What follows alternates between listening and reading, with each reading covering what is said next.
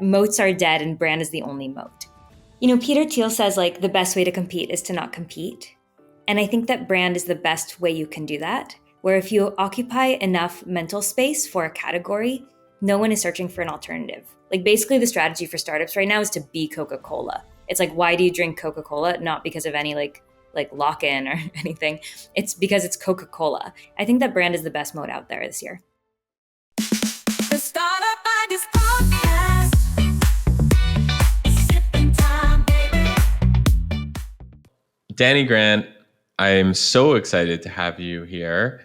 And I was really excited. I woke up today. I was like really excited to have you here because I know you're an idea machine. And then you tweet out something that I was so excited. So you tweet out before Jam, which is your venture-backed startup. I think you've raised $9 or $10 million. There were 141 startup ideas we didn't build, about to share them for the first time on Greg Isenberg's podcast. And now I'm just salivating. So my co-founder and I met when we were product managers at Cloudflare, and we loved working together. So much so that after I left Cloudflare, we did like a hackathon weekend trip to Colorado. We got like a cabin in the woods and we like hacked on startup ideas. And we just knew we were going to start something together. We just didn't know what. And so what does any enterprising, mid-20s person do when they know they're going to start something is they create a notion of ideas. And we filled it with all sorts of ideas we had over the course of like a couple weeks. And there are now 141 ideas in this notion. And we got super lucky because here's what happened. We had like a call scheduled to go through our notion and pick what startup to start. And before we could even open this doc, we just started gossiping about our old team and talking about this crazy like PM engineer process like that was happening right now in the team. It was early COVID. No one was set up for remote, and engineers were like asked to be like updating like spreadsheets and Jiras. It was insanity. And we're like, wait, should we just solve a problem that we have faced ourselves instead of any of these ideas? And I've got to tell you, I am so happy we did, because the thing that I did not appreciate on day one of being a founder is that if this goes to plan, this is actually probably the next 10, 15 years of your life. And so to work on something that I love the user of, because I've been that person and that like I resonate with the problem, like I feel like we dodged a bullet, but now we've got a lot of ideas to share with the people listening to you. Perfect. Win-win situation. And I actually didn't realize that you were at Cloudflare. At the end of this episode, I'll tell you the story of how I met the founders of Cloudflare when I was just a kid from a Facebook group. So I'll share that at the end. Stop. Are you serious? Yeah, I'll share that at the end. But all right, we're not going to get to all 141, of course. But of course, I don't want to waste a second. What's your first idea for us? Okay, idea 1: K-pop style factories for particular talent. When you're building a startup, there are certain unicorn hires you just have to make. But every single startup has to make the same unicorn hires. Like here's an example. When a startup hires their first growth marketer, that's a specialized hire. It is a hard hire to find. Like our first marketer, we spent 8 months searching, like really searching. But that's a set of skills and you can teach it. And so you could imagine a world in which there's a K-pop style factory where they are churning out the first growth marketer for startups. And people will pay a lot. And they'll pay to not have to spend 8 months searching and to have the person start the next day when honestly they needed someone yesterday and didn't start hiring soon enough. So there's a lot of programs for technical talent that exist, training for technical talent, but there doesn't feel like there's that much in like the growth marketer, content marketer space. So are you saying like develop like the programs around taking someone who's not a growth marketer to become a growth marketer and then connecting those growth marketers with people who want to hire them? Is that the idea? I'm here to tell you that I love boot camps. Like I think coding boot camps have changed so many people's lives. Like I think they are one of the best things that's happened in education in the last 10 years. But this flips it on its head. That's the code boot camp route is take people, make them junior developers at a generalized big company. This is the opposite of that. It's take people, make them extremely senior very fast, extremely specialized for a high paying, like extremely focused type of job. So growth marketer is one. Here's another type of job that you could do this sort of like K-pop factory for, which is a dev evangelist. When a startup needs their first dev evangelist, that person is like a superstar hire. I mean, like they have star power. They're building. They're great at speaking. Like that person is so hard to find. And the only people out there that you can see doing it are the ones who are already doing it. And you don't just need someone who can do it, you need someone who's going to be the first. And so, like, instead of me as a founder, any founder out there, like hiring a recruiter, trolling through LinkedIn and Twitter and trying to interview like hundreds of people for this one super specialized role, why shouldn't there just be like the factory that turns out the best people at this? Low acceptance rate, but they like make them amazing. Quick ad break. Let me tell you about a business I invested in. It's called boringmarketing.com. So a few years ago, I met this group of people that were some of the best SEO experts in the world. They were behind getting some of the biggest companies found on Google. And the secret sauce is they've got a set of technology and AI that could help you outrank your competition. So for my own businesses, I wanted that. I didn't want to have to rely on Mark Zuckerberg. I didn't want to depend on ads to drive customers to my businesses. I wanted to rank high in Google. That's why I like SEO, and that's why I use boringmarketing.com, and that's why I invested in it. They're so confident in their approach that they offer a 30-day sprint with a 100% money back guarantee. Who does that nowadays? So check it out. Highly recommend boringmarketing.com. Yeah, I think it's really interesting that you're thinking about job titles that are overlooked. Like the way we connected originally, I don't know if you remember, but you were looking for a community manager. Yeah. Yes. You were looking like for a community manager, and that's like maybe less so now, but at the time it was like it was a new type of role, like managing discords and things like that. So I think maybe the framework for people listening at least is like, what are roles that are you're just starting to hear for the first time? So one of those, for example, is design engineer. Totally. Yes. Yeah. So I think what you do is when you start hearing a name for the first time, and maybe it's twice, three times, take a note of it. Go to Google Trends, see if it's going up. If it's going up, then the way to monetize it is, it sounds like it's exactly what you're saying through your method. Totally. And there's no competition out there, because here's what happens today. Like, startup founder goes to a recruiter and says, I'm looking for this person. And the recruiter tells them that's kind of a unicorn. And you're like, yeah, I know. I'm in the business of hiring unicorns. And the recruiter says like, okay, but that doesn't really work with my model, because my model is I do a bunch of work, and then if I happen to succeed, then you pay me commission. And so they're nervous to do a ton of upfront effort for a search that they don't have a ton of history of doing, they don't have the network for, will take a ton of calls to like sift through candidates, and then they may not even find the person. So this is like the opposite of that. It's like you tailor make people for these positions. And the reason why I think this is so impactful for the world is because it makes it easier to start companies and build like impactful businesses. And like that's the way a lot of things in the future will advance, is like through companies building new things. But the other reason is there are a lot of people out there who need to change their life and want to change their life, but they're just not going to become junior developers because their set of skills is different. Like the thing that they can contribute to the world is different. And so having multiple paths for someone to change their life and impact the world positively is a really, really great thing for everyone. And if you were to start this, like how would you start this? How much money would it require? What tools would you use? Yes. So you've heard like first, well, you are the champion of this. It's like first time founders like over focus on product, and second time founders know to focus on distribution. I think that product here is not the hard part; it's the distribution, because you both have to build trust in your quality, but also you need to find people at the right moment to sell this. And so I think the first thing you do is you just start by building your own distribution, your own platform. And you do the things that like you, Greg, have been doing, which is like start the podcast, start the newsletter, tweet every day, and like build trust as the person who gets what this role is. Yeah, I think I want to give two examples of that, concrete examples. So there was an account, Julian Shapiro used to run something. He's an entrepreneur. He used to run something called Demand Curve and Bell Curve. Um, they were, growth businesses.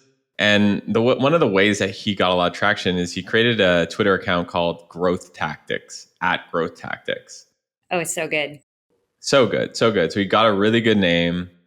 You'd be surprised. Some of these names are still available, and just started sharing growth tactics. And then people would see it on their feed, and they're like, "Do I want some more growth tactics in my feed?" Yeah, absolutely. Click follow. So it started to grow pretty quickly, and all of a sudden, he had a bunch, thousands of people, startups, founders who are interested in growth tactics, and then he sold them courses and services and that sort of thing. So I think one good idea here is to just kind of grab like a generic sounding name and go and build a Twitter or LinkedIn account for that. That's one idea. That's Wait, what I would do. Yeah, I have a counterpoint to this. let's do it. I believe that that would work, but I wonder if it still works well in like 2025. And the reason for that is I think people are moving away from trusting anonymous accounts to trusting people. And here's an example of that. We're hiring right now a role that I wish there was a K-pop factory for, because we're going to spend the next 10 months searching for this like unicorn person. And this is a designer to lead a growth team. It's just such a specialized role, and you need someone very, very senior who's super thoughtful, and like it's a hard job to hire for. So there's a website called Growth Design that has a ton of these case studies, and the case studies are so awesome. It's a great website. I've spent hours on this website. Also, there's this woman, Kate Siuma. She was an early growth designer at Miro. She's since left and started a consultancy, but she's like started a podcast and newsletter, and she like writes on LinkedIn a lot. When I was looking for this person originally, I didn't reach out to the growth design team to find a hire. I reached out to her to see if she knows anyone. And so there's something about people that might be better at getting like just inbound interest. So for people who don't know, growth.design, they make these comic books and they break down. It's beautiful. It's so great. Go check it out. Yeah, they break down different UX flows, and they basically kind of commentate it with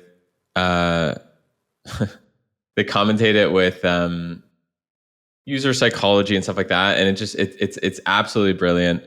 But I think that's another thing, is it's animated, so you don't really like feel connected to anyone.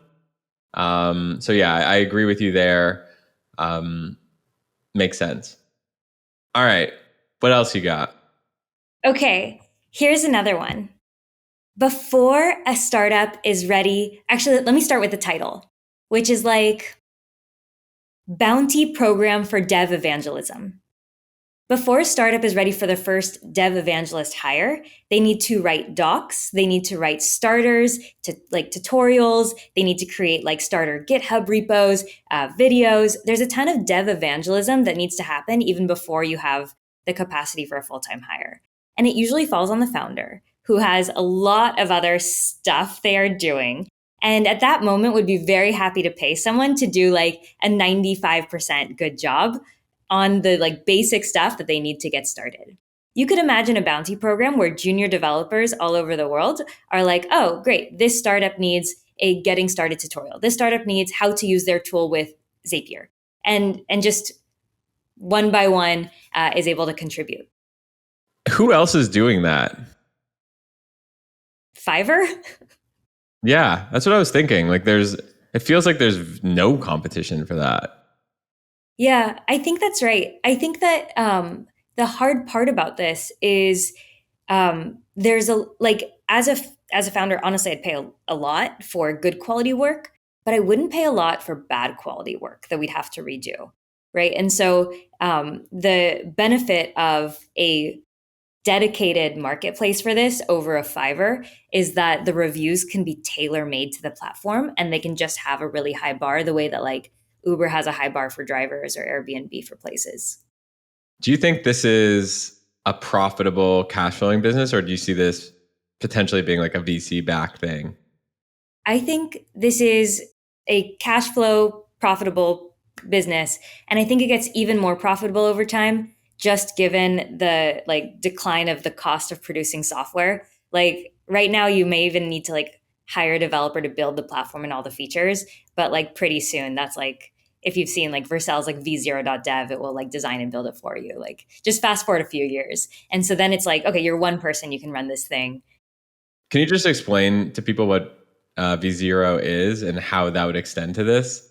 It is pure magic. And what it is it's AI that builds the website for you. So you say what website you're looking for, and it will generate it, the full thing. It's crazy. It's so awesome because it's such a preview of how the future will be. Like today, if you need some sort of service, you have like a whole company to create that service. Like how many engineers work at Yelp? But in the future, there will be some sort of public database of things. And then when you want the service, it can just be automatically generated for you in that time. And like, that's not 5 years out, but maybe it's 100 years out or 50 years out. I don't know. But like when I see V0, I'm like, oh, cool. The future is arriving soon. This is firing me up. This is why you're on the pod right now, because I feel like you have such a good sense to where things are going. I want to keep the ideas going. What else you got?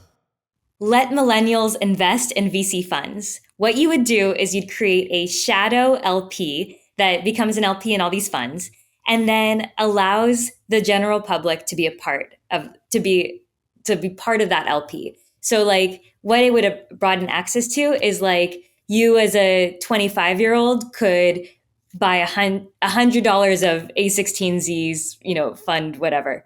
Whether or not the VCs will enjoy that, TBD. But do people want it? 100%. Yes.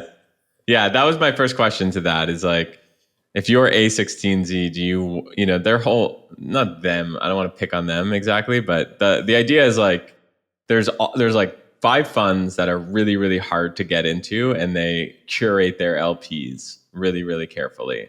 And they don't let regular people invest like you or me. But the problem is I think that they want to keep it that way. Yes, yeah. This is for the record an idea that won't work, and it won't like, and there are more reasons than that it won't work. It's like also they love not having to share their fund like returns with the general public, and this would change that. Like it's like for all the reasons this won't work. This is sort of an idea, kind of like allow Harvard to accept more students, and it's like that's not really what they do. Yeah, but it's actually really interesting. So, and when you come up with a bad idea, on this podcast we say if an idea is good, you sip the idea, and if the idea is not good, you spit it. Sometimes these spit ideas actually get you down the line of thinking of a good idea. So, for example, with this idea, your insight was right. Your insight is that millennials use a lot of these software businesses, use a lot of these CPG businesses. They would rather invest in that than the S&P 500. Insight correct, but the execution of this is difficult because the other side of the marketplace, so to speak, doesn't really want that to happen. So the question is, what can you build for millennials such that they get that same feeling around, that same warm and fuzzy feeling that they would have gotten? Totally. At the time that we wrote this Notion doc, a company had just launched called Otis, which was the Skillshare founder launching a new financial startup. And it allowed, like, I guess it's targeted for young people, but allowed anyone to invest in like alternative assets like art and sneakers and just own a part of culture. And when I saw that, I was like, that's super inspiring. What else do millennials want to be a part of? And I was like, A16Z. I don't know, there's something there, and someone in the comment section is going to be like, here's where I should take it. Yeah. Yeah. So feel free. So let us know in the comment section. I'm just going to keep saying, what else you got? What else you got? What else you got? What else you got? At the time, so this one is, okay, the one more theme that I got very interested in at the time was these in-person events. And I think that now is the time to start in-person things, because we all realize just how precious they are, but they're all really hard to start because the quality bar for what you'll attend a second time that's in person is just super high. And so there is an amazing company called So Far Sounds. Are you familiar? A little bit. I've never been to one of their events, so tell me more about it. They are concerts in people's homes. But the thing that they just got right is they got the formula that you can trust, and you don't know what you're going to get until you show up. So you know it's going to be 60 minutes, 3 bands play, like 10 minutes each with like breaks in the middle. So you show up and then you know that they've curated the quality. So one idea in this doc is So Far Sounds for talks, where like I love that format. It's such an easy and fun thing to go and do. It's novel each time, but sitting and listening to music for an hour like isn't everyone's jam. But what could be is sort of more like a variety show where you show up and there are going to be 3 talks. Maybe one is like a comedian, one is like a scientist, and you just and that's the format, and that's the in-person event empire.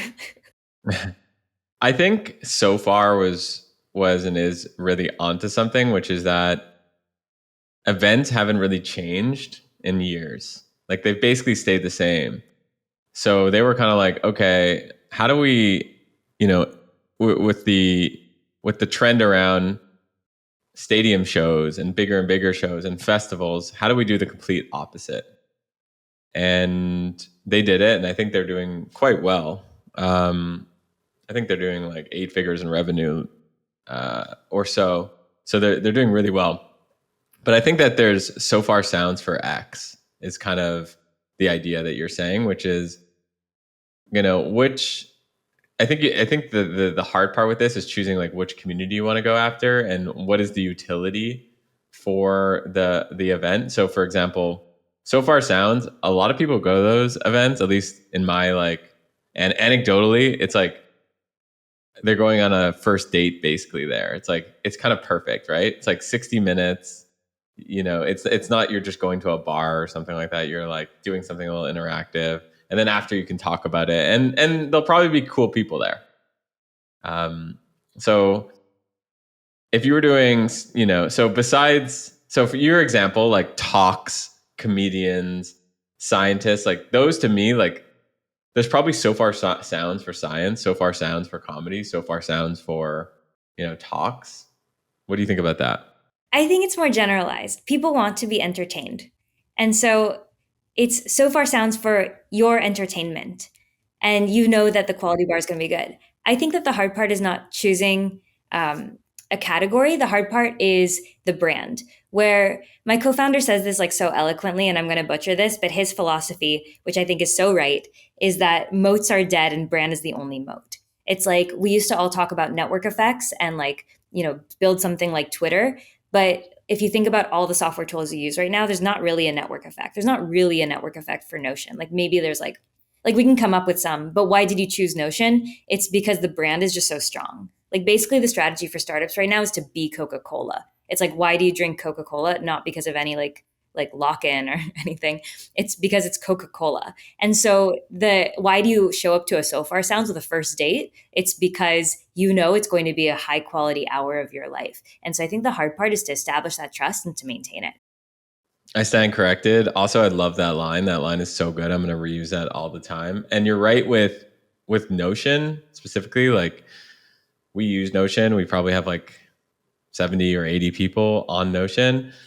And there is no network effects because I've thought about it too, because we're thinking about moving off of it. And now it's just, there were network effects with some of these businesses when it was really hard to get the graph on there. But like, it's really easy to post a link on Slack and get my team to use something else, So when people were saying network effects were everything, that was like in 2005, 2006, 2007, when that was a lot harder. I agree. Peter Thiel says like the best way to compete is to not compete. And I think that brand is the best way you can do that, where if you occupy enough mental space for a category, no one is searching for an alternative. When we started Jam, we didn't search for what's the best knowledge base. we just use Notion because their brand is so strong. I think that brand is the best mode out there this year. 100%. The thing really to end on is to say that like there are things that I did not appreciate on day one of starting a startup about choosing your idea that I really wish that I had known on day one, or like we sort of lucked into, but I think are helpful for people who are on day one of choosing what to work on. The first thing is that if if the startup goes to plan, like if all your dreams come true, this is probably like 10 to 20 years of your life, which is really a lot. Like when we started Jam when I was 26, this is probably going to be all my 30s. And so that's very exciting. But it's only exciting if you love what you do. And the thing that I didn't realize on day one is that it's A, has to be exciting enough that you're going to say no to a lot of other opportunities that come your way. But B, it is going to be like you are going to think and talk about your company like all the time because it's not just at work. It's you go see your family and your family's like, how's the business doing? And you go see your friends and they're like, how's the startup? And you like meet people at parties and they're like, what are you working on? And then like they have follow-up questions. So you're just like you are in that space all the time. And so you better find the thing fascinating enough to talk about it for 10 years straight. The second is when once the thing starts working, then you have this question of like, okay, well, great. Like now how how do we like 1,000x this thing? And you kind of want to know on day one that there is a path to that. You don't have to know what the exact path is, but just having like people call this like an idea maze, but just having like, here's what needs to happen to make this so worthwhile to spend a ton of time on is really helpful. And the last thing is that the type of business you start dictates how you will spend your time and who you will talk to and what you will wear and what your life will be like. So we started a business targeting developers. I get to spend all day, every day talking to developers. It is awesome. I love it. But if we had started something where I have to wear a suit all the time, or I have to travel a ton, or like there are just a lot of different types of businesses to start, and you should choose one that fits your personality because it should be energizing in your day rather than very detracting. There's only one thing I'll push back on in what you just said, which is the business will take up 10, 15 plus years of your life. For some businesses, that's absolutely true. But I think we're entering this new era of micro businesses. So, 10, 15, 20, 50 years ago, when you wanted to create a business, it was like climbing Mount Everest in terms of like what you needed to get done.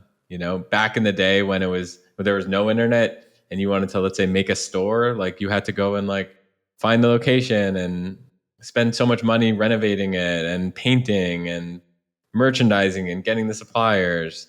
Then 15, 20 years ago, if you wanted to put an e-commerce store, you had to like build your own shopping cart. There was no Shopify.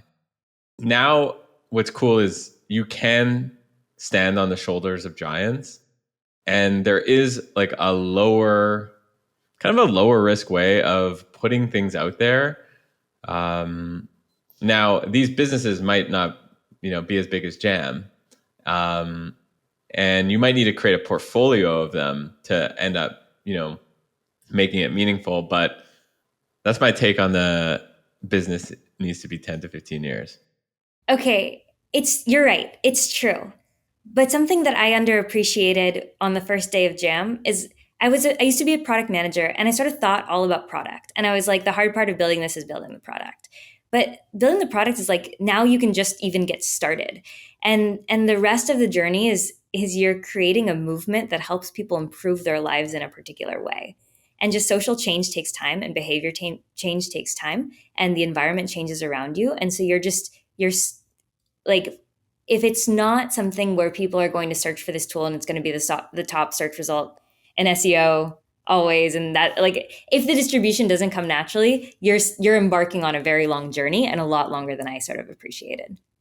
100%. Yeah, I feel you. I feel you on that. And especially if you take venture, that's also like you're definitely signing yourself up for a chapter of your life. And where, I guess the difference is some businesses are chapters and some businesses are pages, and know the difference between a page and a chapter.